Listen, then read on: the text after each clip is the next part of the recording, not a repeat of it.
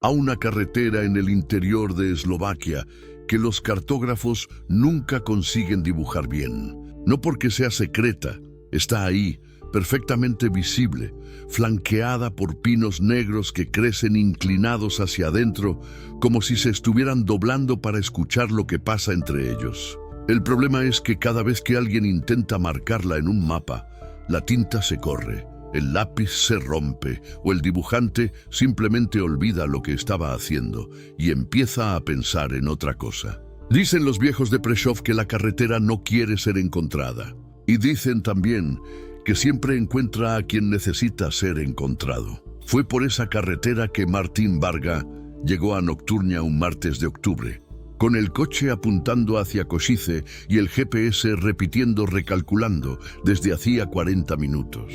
El cielo estaba de ese morado oscuro específico de cuando el sol ya se fue, pero la noche todavía no ha tomado el mando.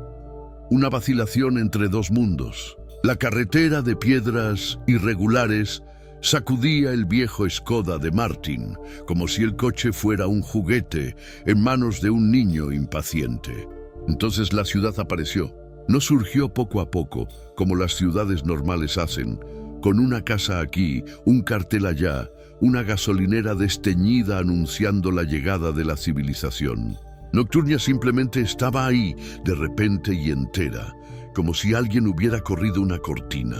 Torres de piedra oscura, calles estrechas empedradas con adoquines negros y brillantes. Y en cada ventana, sin excepción, una vela encendida. Martin detuvo el coche. Era martes. Eran las 4 de la tarde. Las velas ardían en plena luz del día. El primer sentido que Nocturnia conquistó fue el olfato. Antes incluso de abrir la puerta del coche, Martin lo sintió, hierbas quemándose. No el olor dulzón de incienso que conocía de las tiendas esotéricas de Bratislava, ni el olor rural de leña común.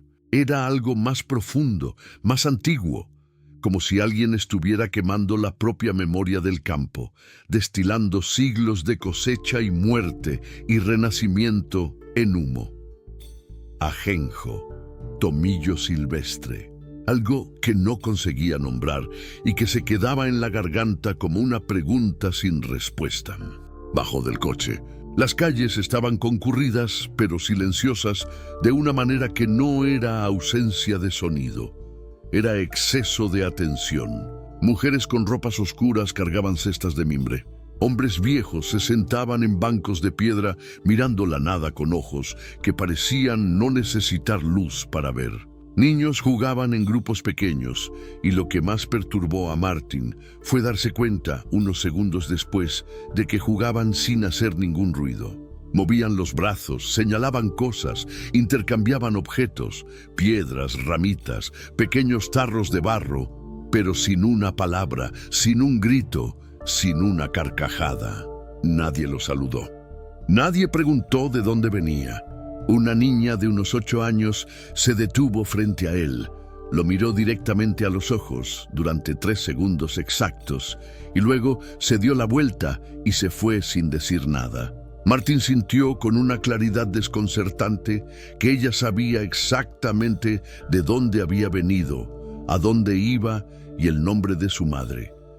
Necesitaba gasolina y un teléfono que funcionara. La señal del móvil había desaparecido en la misma curva donde el GPS había enloquecido. Caminó por las calles estrechas siguiendo una lógica que no era geográfica. Era más como seguir el olor más fuerte, la luz más intensa, y llegó a la única posada de la ciudad, Trisviečky. Las 3 velas. La propietaria se llamaba Dorota. Tendría unos 60 años o 200, era difícil decirlo. Cabellos blancos recogidos en trenza, manos que parecían haber amasado pan y mezclado pociones en igual proporción a lo largo de décadas. No preguntó el nombre de Martin, simplemente tomó una llave de un gancho específico, sin consultar ningún registro, sin dudar, y dijo: «Habitación 7, no abras la ventana antes del amanecer». «¿Por qué?», preguntó él. Ella ya estaba de espaldas. «Porque vas a querer abrirla», dijo, «y no debes. La habitación Era pequeña y cálida, y olía a lavanda y a algo que Martin no conseguía identificar, pero que le ponía los pelos de los brazos de punta de una manera que no era exactamente miedo. Era reconocimiento, como cuando escuchas una música que nunca has oído antes, pero que parece que tu cuerpo ya conocía. Había 3 velas encendidas en el alféizar de la ventana. No las tocó. A la mañana siguiente, había dormido más de lo que jamás había dormido en su vida. Un sueño sin sueños que parecía haber durado no horas sino eras. Martin bajó a desayunar y encontró a Dorota enseñando a un niño en la cocina. El niño tendría unos 6 años. Estaba de pie sobre un banquito frente a una mesa cubierta de hierbas secas, tarros de barro y un libro cuyas páginas parecían más gruesas que el papel común, más parecidas a piel. Dorota murmuraba algo mientras guiaba las pequeñas manos del niño en gestos precisos, no aleatorios, no aproximados, sino con la exactitud de quien enseña cirugía o música de cámara. Martín se quedó en el umbral, sin entrar. El niño lo vio, no paró lo que estaba haciendo, no desvió los ojos de la tarea, pero dijo, con una voz que sonó más vieja que el cuerpo del que salía, todavía no sabe qué eligió. Dorota asintió sin volverse hacia Martin. Ya lo sabrá, dijo. Martin fue a sentarse en la sala y tomó el café que apareció en la mesa sin que nadie se lo hubiera servido. Estaba caliente. Tenía sabor a miel amarga y a algo que lo dejó con el pensamiento más lento y al mismo tiempo más claro, como si capas de preocupación que ni siquiera sabía que cargaba hubieran simplemente caído. Esa tarde, un joven de unos 25 años, el único que llevaba ropa que parecía haber sido comprada en este siglo, se sentó junto a Martin en el banco de piedra de la plaza central y dijo: «Sin preámbulo, vas a quedarte aquí más tiempo del que planeaste». «¿Cómo sabes lo que planeé?», preguntó Martin. «Todo el que llega planeó irse el mismo día», respondió el joven. Una pausa.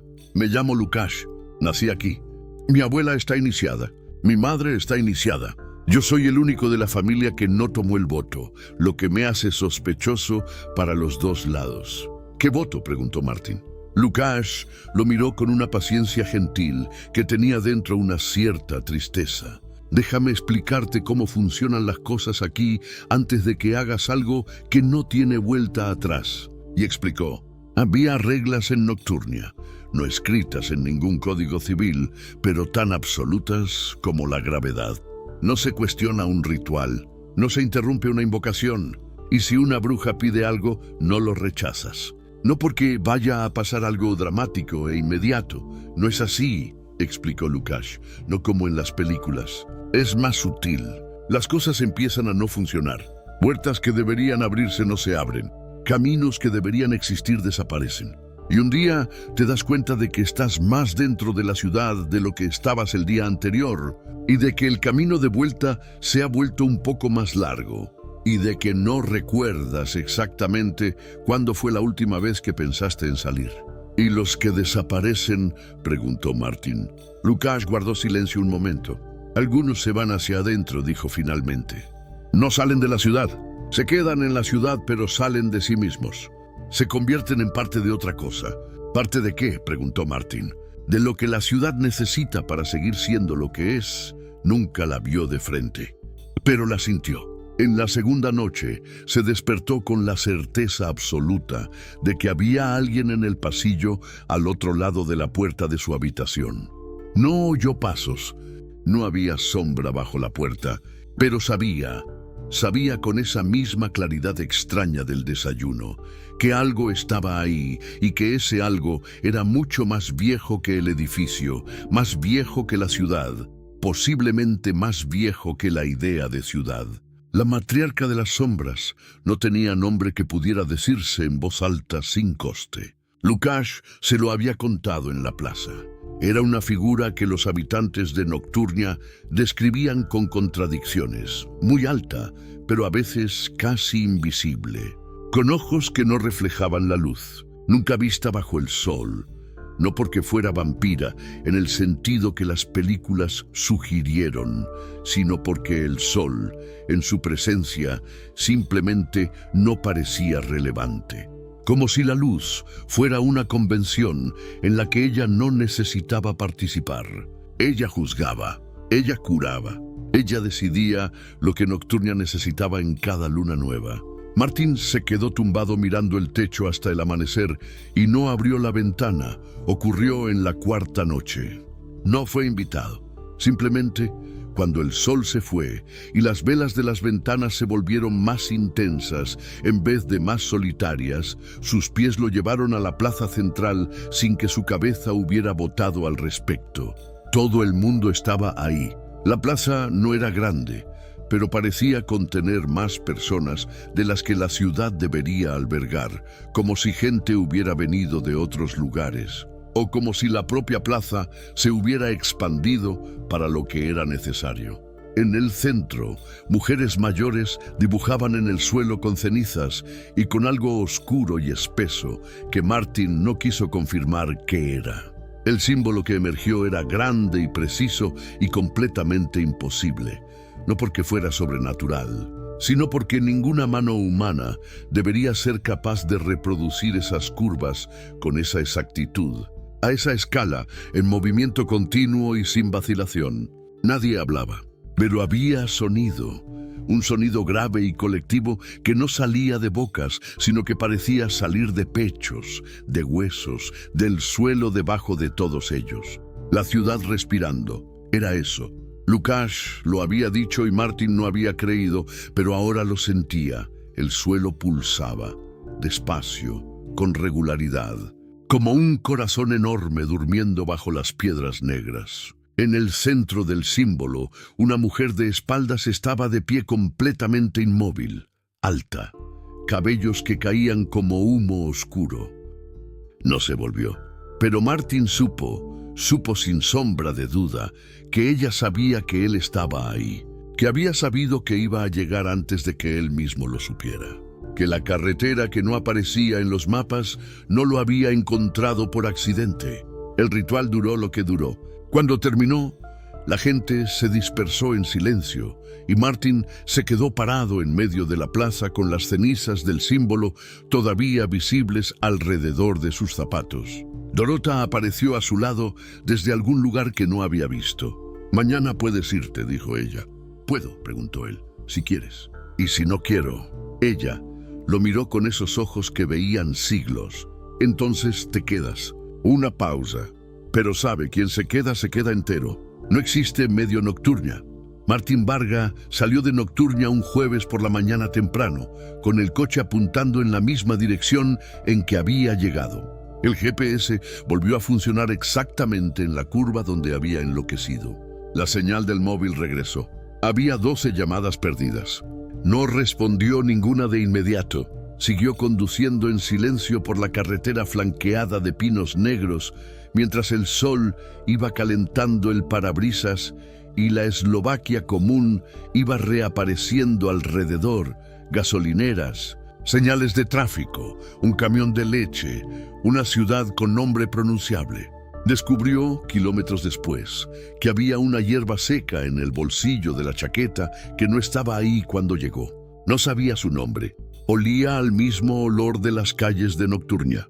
Descubrió aún más tarde que había dormido durante 4 noches, pero que el calendario del móvil indicaba que era jueves, lo que significaba que había llegado el martes y salido el jueves. Todo en orden, exactamente 2 días. Pero había partes de lo que había ocurrido que no conseguía organizar en secuencia. Había huecos, como si ciertos momentos hubieran sido vividos por alguna versión de él que no se comunicaba directamente con la memoria. Nunca intentó volver a Nocturnia.